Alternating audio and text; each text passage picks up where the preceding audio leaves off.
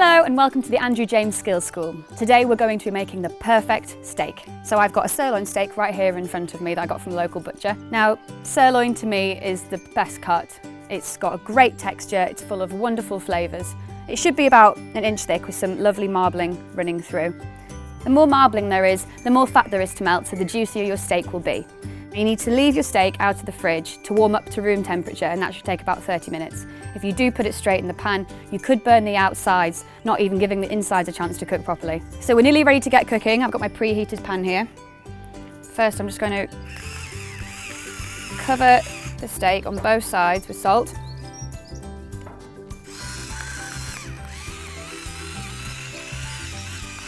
I'm not going to add any pepper because it'll make the steak a little bit too bitter when I'm cooking it. Now that the salt's on there, it's going to draw all of the juices to the surface, so there's no time to waste. You need to get your olive oil and fully coat your steak on both sides.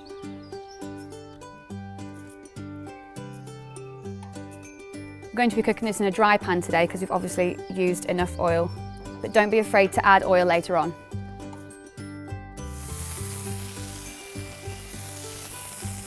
So a lot of people like to cook their steak on one side until the edges have started to curve slightly, but we're going to use a different method today that traps the juices in the centre of the steak.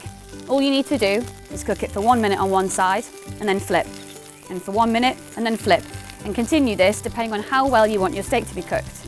And a great way of checking this whilst you're cooking is by using a meat thermometer. For a rare steak, ideally, you want the centre of the steak to be around 50 degrees Celsius.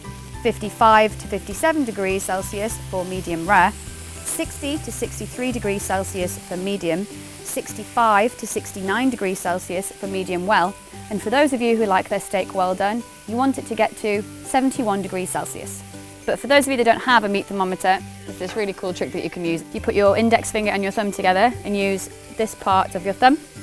This is what a rare steak should feel like. This is what a medium rare steak should feel like.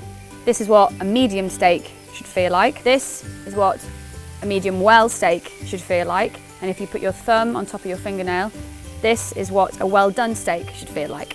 My personal preference is rare, so that's 2 minutes on each side, but all of this is subjective, so you can be the judge. So I have a well done steak here and a medium steak. So we're just going to cut into my rare steak so we can see what it should look like on the inside.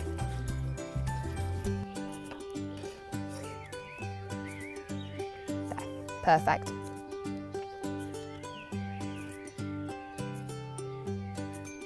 So to finish, I'm just going to add a sprinkle of pepper. And there you have it, the Andrew James Perfect Steak. So subscribe to our channel for more how-to videos and get involved by telling us how you make your perfect steak in the comments below.